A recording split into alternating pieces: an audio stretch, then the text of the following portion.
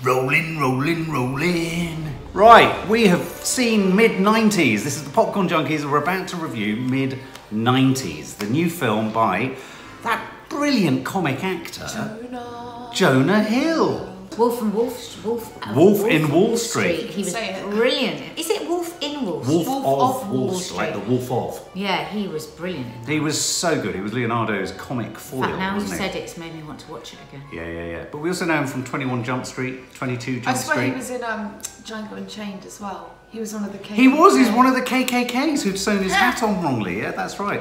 Anyway, this is his directorial debut. It's a film about skateboarding. I wanted to be a great skateboarder because the man who is allegedly my father, though there are a lot of people, there are a lot of candidates, was apparently a brilliant skateboarder and could stand on his hands. So maybe, really? he could, because he was a surfer and a skateboarder. It's what your nan really loved about him, was that he could skateboard and skateboard and surf. Skater kids. Yeah. They're almost like timeless. Yeah. They stay the same. They are the coolest people. They are. I think they're some of the coolest kids knocking about. Skaters are the coolest people. Because all of the retro stuff's coming in now, like the 90s and the 80s. I mean, skateboarding's always been a thing, but because that's come in with, everybody loves the 80s and 90s now. The skateboarding adds another thing to it. Right. So like everybody obsessed with the 80s and 90s now, when they see skaters, they're like, oh my god, it's even That's better. true. Right. So in a weird way, it's a little bit like with goths. Goths and skaters are quite analog, aren't they? Yeah. They're quite 80s and 90s. They've always just been in there. themselves. They've always been there. Why don't you start skateboarding? I might. No, don't worry, I won't. Because I think it's fair to say they're both wanting to. You're both like skateboarding, don't you? It's your kind of thing. It's your scene. Okay. Well, we went into this film very excited. We'd seen the trailer, and boy, oh boy, and the poster. And the poster. And boy, oh boy, did we like the look of this trailer. Helped no end by the fact that one of our favourite actors in the world, Lucas Hedges, is in it. Oh, yeah. And then we've got Sunny Suljic, who many people are talking about this being his sort of first film. It's not his first film. He was also in The Killing of a Sacred Deer. But this is his first leading part. And boy, does he take to it. So the very opening scene, we see the young boy basically hurled across the room, out of a room, through a corridor, as a long shot, and smashed into a wall. Oh my god, it upset me so much. Don't jump out of my skin. Yeah, I jumped. It was so loud. We jumped out of our skin. It was so violent, and we find out that's his elder brother that's done this. And it set the tone for me through the whole film. I was an absolute nervous wreck. Everything the little boy did, I was thinking, is he going to get beaten up? Is he going to get beaten up? Because I just couldn't bear it. I thought it was a very clever beginning. Brilliant. It was really risky as well, because they could have done that and people take it a bit more extreme than mine and be like, oh, how could they do this to a child? But it was very clever to set it with a tone like that, because they could have set it with something really playful, like him looking at the skaters, outside their park having a good time. But it was really clever to set it like that. So like Mum said, throughout it, whatever he's doing, you're just like, oh my god, careful, because you're like, you're gonna get It did a very curious thing, didn't it? Because it did park throughout a film that isn't a violent film, but it did park an edge of threat. Yeah, a sense of menace at the fringes. I'm scared. I jumped out my skin when he smashed up against the wall. But you reminded me, Kiki, there was a scene that came shortly after that, which I thought was such a beautiful scene, where he goes into his brother's room and looks around. It's like when he picks up something, he has to put it down perfectly. That's right. And am I right in remembering he sort of goes in and he's just looking at it all? Because the brother's room is immaculate. So you can see the brother's control issues, because everything is perfection. And I don't think I breathed the whole way through that scene, because I thought, how are you going to put everything back exactly? He's going to come in and beat you up. No, but it was really sweet, wasn't it? Because he was taking note of all of the CDs. That's right. Not CDs, like stuff he had. And he bought him a new one, the one that he didn't have. That's right. And when the brother opened it, he just put it to the side. That's right. And it's a really clear indicator of just how terrible their relationship is, and how this little boy is so desperate for his brother to love him. I mean, my generation of BMXs and everything was the 80s, but this was resonating on so many levels for the boy in me. Because, he rides past the skater shop on his bike. It's so retro. I loved the grain on it. The what? Yeah. The grain. The grain. Well, and it's shot in that 4x5 thing, which was what I liked about it was Jonah Hill made the decision to film it in the frame shape that everything we used to shoot in those days was. What about the first friend he makes? I loved him. He was so funny. Ruben, I think it's Ruben. him. He was adorable. He also had a horrible backstory. Well, His mother was a abusive alcoholic, so all of them have got very difficult lives, haven't they? All of them. Never went home. Yeah. He never went home because she would beat him up. Yeah, he was kind of like sitting there, wasn't he, smoking? And he was like, look, I'm the cool one. Look, I smoke and I do all of this. And like Sonny, the little kid, was kind of just sitting there, like just kind of agreeing with it and trying to fit in, sort of thing, and just agreeing with everything. It was very saying, sweet, wasn't it? Trying to befriend him. Yeah, Ruben was kind of just. Yeah, he was acting like he was the coolest, wasn't he? Like he kind of knew everything. What did he say? He said. And then like he gives it the cigarette to Sonny to try it, and then Sonny says thank you, and he's like, "Don't say thank you, that's gay." That's gay. That's so funny. Yeah. So Ruben, clearly, who's the sort of at that point the youngest in the group. Yeah. Is and he's found somebody that he can possibly he can be superior to. Yeah, is kind of relishing his superiority. Yeah. That spoke to me on so many levels around boys. Wanting that experience, faking that experience, wanting to take ownership. Wanting to belong, but also so realistic though. It was so such a realistic. real conversation. And I didn't at any point feel like it was scripted or anything. No. So I felt like they were improvising, but it was really clever, that bit when he was like, "Don't say thank you, that's gay," and the boy was like, "Sorry," and he was like, "Don't say that either." That's right. Just a gentle touch from the director, I think, to get that from them. So you felt, and I felt this all the way through the film, all the actors are held in such a way that they can just be so authentic. I didn't feel any of them were acting, it was almost documentary. So he slowly becomes part of this group, doesn't he, of which there's a band of brothers. There's fourth grade, who's the very poor boy who's wanting to make a film and be a filmmaker. The white there's kids. Ray, the black guy, and there's Fuck shit. And Ray is the boss of the group, isn't he? Well, everybody finds him. He's kind of the sort of calm boss, but fuck shit is very much the he's the mouthpiece of the outfit. I mean, that's his name. So when people say, "What's your name?" the mum at one point, he goes. Well, the mum comes and she goes when she's really later cross. on when she's really cross and she realizes he's hanging out with not a great influence on the younger kid and everything, and she asks him, "What's your name?" and he just goes, "Fuck shit." And she just looks at him. Yeah. And after that scene when they're both in the car, Sonny and her, and he's screaming in her face. Oh my god, I forgot about that scene. That was very clever. So was that when is that when he'd become part of their group? And she's trying to stop him, isn't she? That's right. Yeah, I love the bit where he properly becomes part of the group, because before he becomes part of it, he's hanging around them a lot, and the older ones kind of don't realise know what to make of him, do they? They don't really kind of include him. They kind of accept him without letting him know he's accepted. Which is what I like again about the skater community. You can come in. It's okay, you're there, but they had I really like the conversation they had when Ray was asking the white kid, fourth grade, loads of questions about white people. That's right. And he goes, "Come on, ask us a question." He's like, "Do black people get sunburn?" And then the fuck shit and Ray look at each other. They're like, "Oh my god, what's wrong?" And then I think they ask the little boy Sonny what he thought of it. He was like, "What are black people?" I know. And they'll go, "Okay, whatever." But that made you're right. But that kind of made them like him. That was their tipping point. Yeah,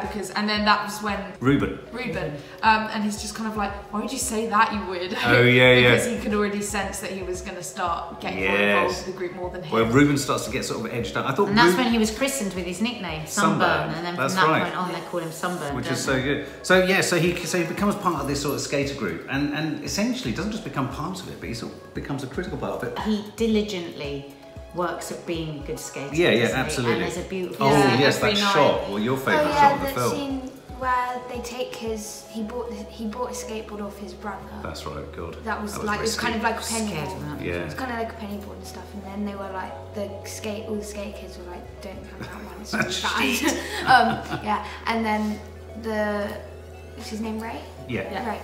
He gets him a new skateboard, and that's right. There's a scene where he's making a skateboard, and they're just like, it's just like there's no talking throughout the whole scene. It's such a beautiful scene, isn't it? He just watches him make it. Yeah. But he does have that accident moment was a critical point in when he falls. In his acceptance. Yeah, he falls from the rooftop. But there's a moment where he's accepted into the group, and risk. Yeah, Ruben won't take the risk, and I was heartbroken for Ruben at that point. There's that really nice line that Ray says to him. He was like, "You take the biggest hits and you don't need to." Yes. One of the standout moments for me was a scene where Ray was sitting with Sonny and they were talking about, I think, Sonny's situation at home, and Ray was sort of sharing with him the real life backstories of Ray, who I think has lost his brother, was he, in a car accident? Got hit by a car, yeah. And fourth grade, who's so poor, and he was just sort of, it was a really... Yeah, sometimes you look in other people's wardrobes and you wouldn't trade your stuff for theirs. That's great. So we've all got our own problems, really. So there were moments it was really realistic way of speaking. Because you know how guys, even when they're kind of giving each other advice, there's always that kind of, you're still a guy and I'm not. Yeah. But it was really clever the way they did it, because he wasn't being too... So it was a bit restrained in the way. But not so restrained that you're like, oh my god, get over yourself. Because one of the things I feel, I think me and Kiki feel this keenly, is you two are quite sort of soppy and romantic, but things can get quite eggy. And none of this film was eggy. It was nice to see boys pulling for boys. Yeah. But then there was a remarkable scene that for me threw a spotlight on the pressures of being a boy. And that was the party. What do we think of the party scene, guys? It was so wrong. So wrong. Why? So wrong. Well, what happens? He's like 12 in it. So yeah, so Sunburn starts just, really trying to fit in. So he's smoking drinking. And it's like watching a mini also gets off with a girl like I know. my age. But he's fully seduced by this girl. He doesn't go looking for it. She's basically been neglected by the boys, so she takes him and is fed up with the brutality of these boys and falls for his innocence. It's quite a sweet. Oh, it's very sweet. It's very sweet and it's very accepted within that kind of a it's group. after the event you go, now, wrong. Well, no, during it as well. Oh, yes. during it, it was he so cringy. He doesn't cringy. want to do it. And he's like, It's deeply But I have to uncomfortable. tell you, brilliantly directed. Again, it really my was. God. Jonah Hill, congratulations, because you just got the truth of that moment. So the way they were all like afterwards was like, whoa, so good. And I thought he played it. I mean, we've got this far into the film. What about that actor? What about this boy? He was so good. I mean, it was the way he was like. He's going to be a megastar. He's going to be a megastar. He encapsulates everything that you want, because his vulnerability, you're running alongside the whole time, this incredible strength and bravery. Absolutely. But just this child, sometimes he can seem 4, can't he? Yeah. Those eyes, those big vulnerable eyes. Absolutely. No, it's so he cute just gets in your heart before and your he skin. gets off with the older girl, and he's like. And she's like, oh, what's the name of the girlfriend you had? He's like, I don't kiss and tell. And she's like, okay, good. And then like afterwards, he just goes out to the boys and tells them. But those lovely moments where he's playing grown up. Totally. And so, for example, essentially the post-coital smile that he does with the boys outside, where he went to find the look on the face of self-satisfaction and smugness. But you're right, Kiki. It was a deeply uncomfortable watch. Very, very good directing, because what I would It love... needed to be uncomfortable. And it's a film not afraid to deal with kids taking drugs, having sex. I mean, that's what I liked about it. It didn't patronise us. And so you could argue, was it a bit too inappropriate for Kiki? But actually, it was done, again, it shows you these things happen in the real world. And so it's important to see films that deal with them sensitively, honestly, realistically, and I just thought it was very, very clever.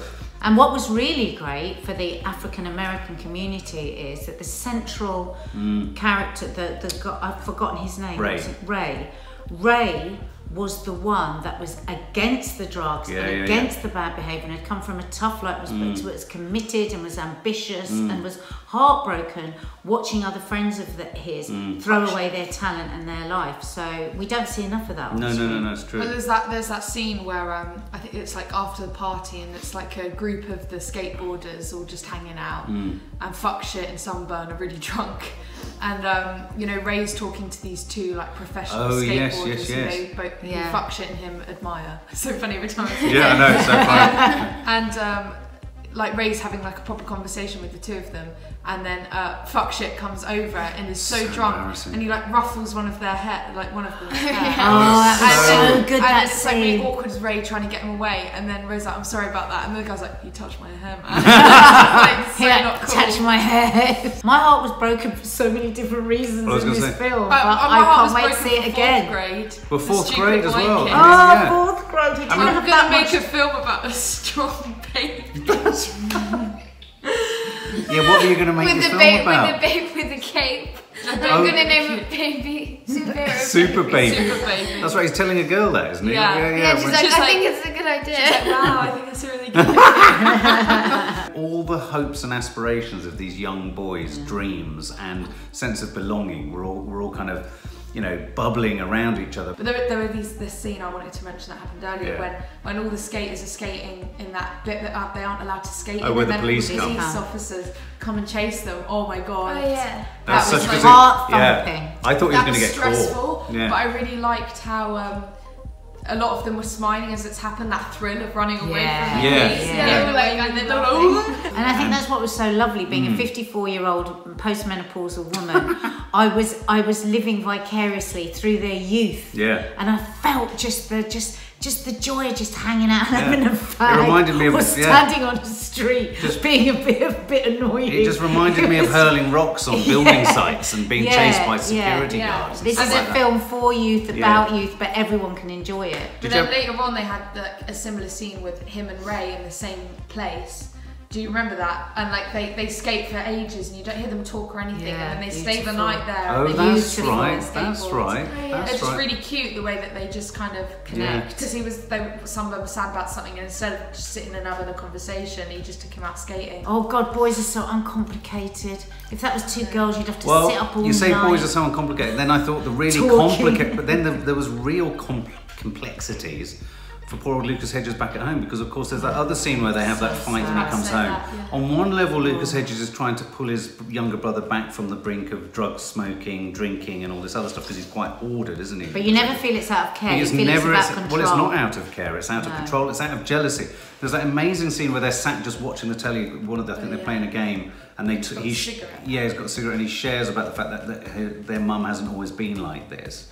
And then there's a scene where poor old Lucas Hedges, after the fight, sits on the floor and says he has no friends. No, yes. His brother says. Basically, the Sunburn comes in and he's really, really drunk. Yes. And I think it was after the party. Yeah. And it's only the older brother in the house, and you can tell that Sunburn's drunk. And they're starting to shout at him, and then someone's like, "Oh, it's not my fault that you're lonely. You have no friends and everything. You're taking it out on me." And then basically Lucas Hedges chases him, and he runs away. And they fight, and then Sunburn runs off, and as soon as he runs off, like Lucas Hedges just puts his face in it and screams, like crying, and it tears you to pieces. It's heartbreaking. Because although he's done all this horrible stuff to Sunburn, he's really troubled. He's going through all his own shit too, and of course you've got that added detail which I'd forgotten, where Sunburn tries to strangle himself with the Nintendo console. This is a spoiler review, by the way. Yeah. By the way. So look, this is a film of highs and lows, but told within. I tell you what I also liked about the look of the film. There was a sort of sun-baked nostalgia to the colour. It was outside, it was, he was using the sort of mini cameras that weren't really sophisticated in those days, they were just really bog standard. Those classic MTV fisheye angled lenses attached to things. So for me, it was a real snapshot. And there was almost, though I'm sure everyone will disagree, it was sort of languid. There was a languishness now, this is my it. point. What do you make of this? The Guardian described it as stylish but empty. I want to find Peter Bradshaw. Shut the front door and ask you, what the hell have you been watching? Now, here's the thing. Not well. Here's the thing that really annoys me. Watching the right movie. Empty. Here's the thing it was so dense. So it was dense. so content rich. You have to it was so emotionally powerful. You have to have led a really spoilt, privileged childhood to not feel that this is about real stuff. And real this is the thing. Life. Real life. And this That's is what life is like. Get with it. But this is the thing that really frustrates me. So stylish but empty. All the things that Do you think it was empty, Kiki?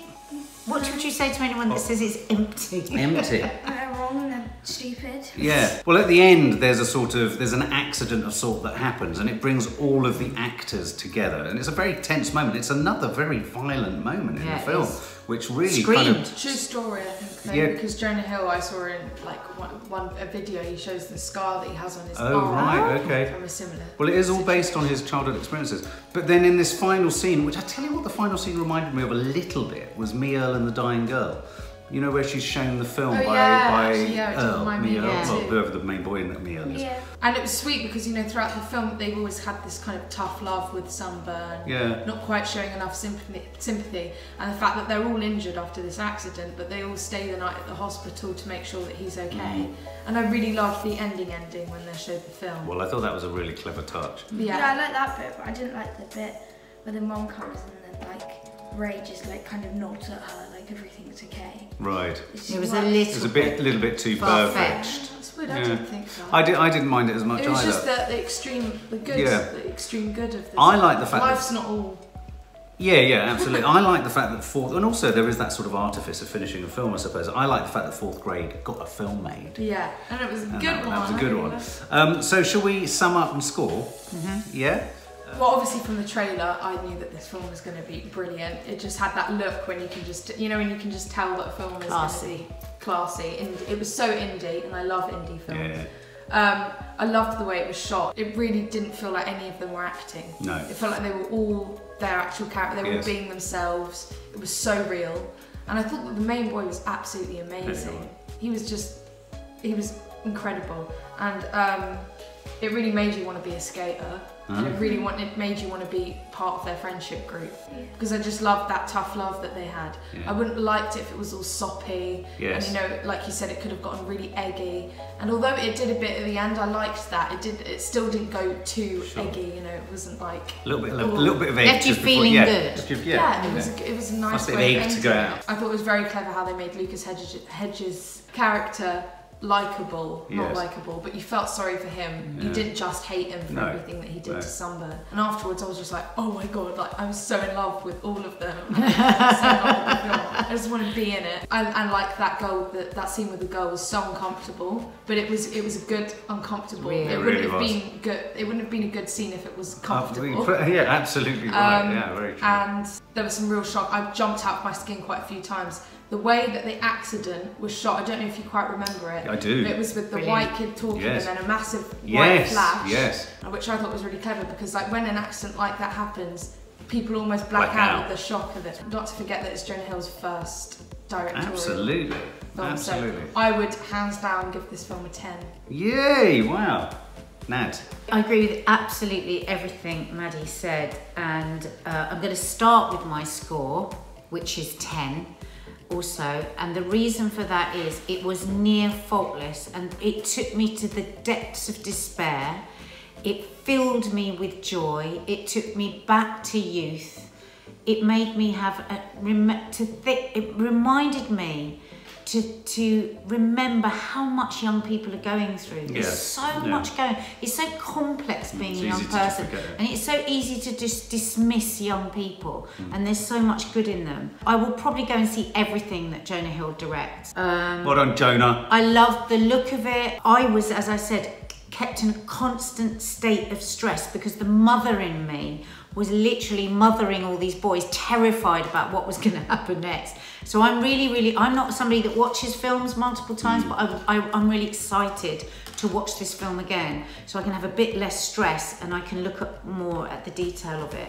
For me, all art, doesn't matter what it is, film, theatre, paintings, drawing, I have to feel something and I have to be moved.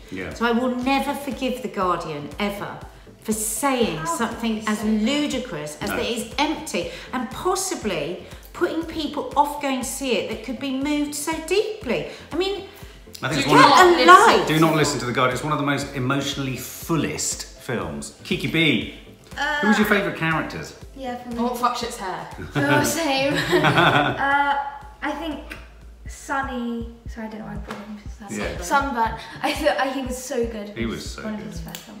I loved Reuben. Yeah. I loved him. Don't kill me for saying this, but I didn't really like Ray.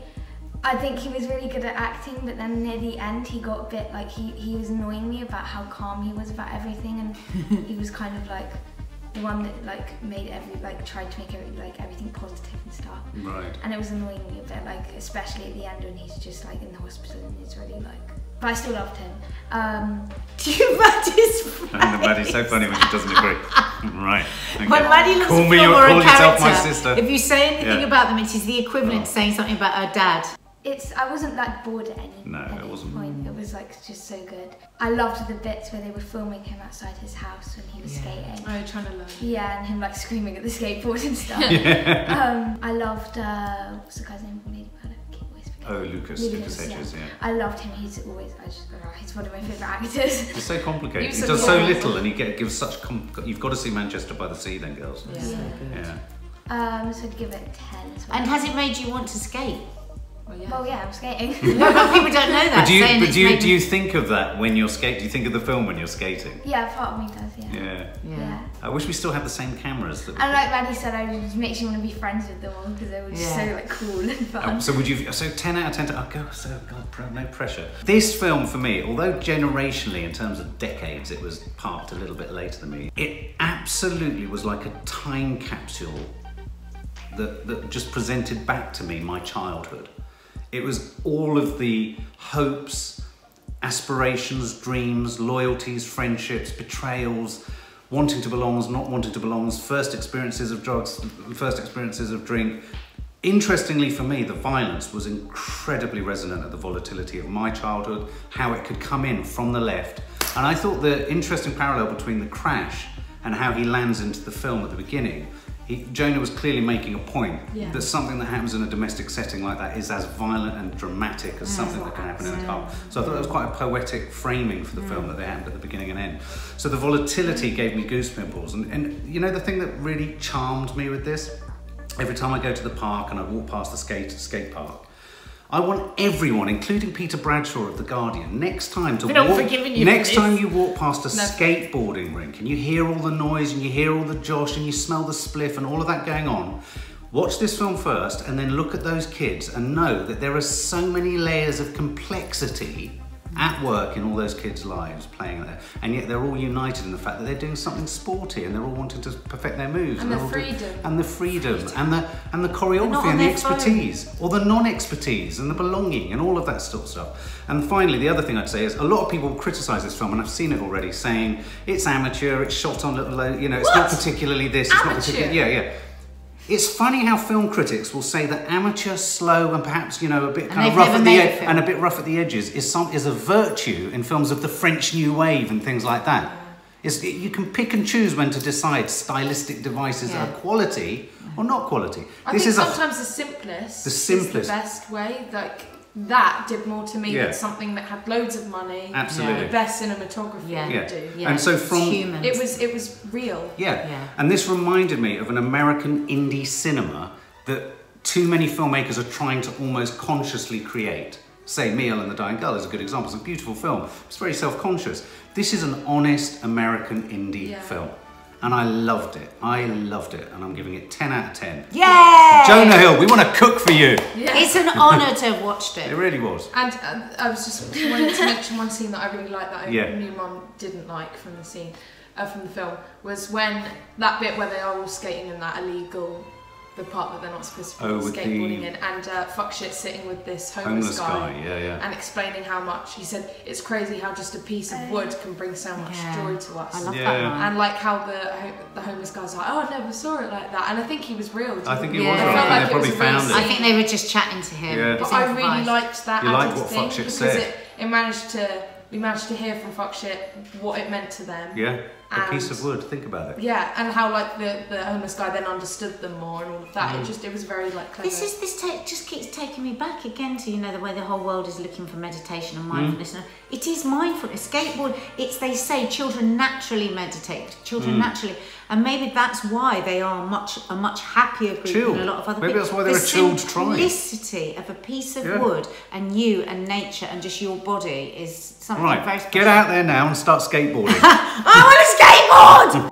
For more film and family fun, don't forget to click the subscribe button and make sure to click the bell to never miss an update.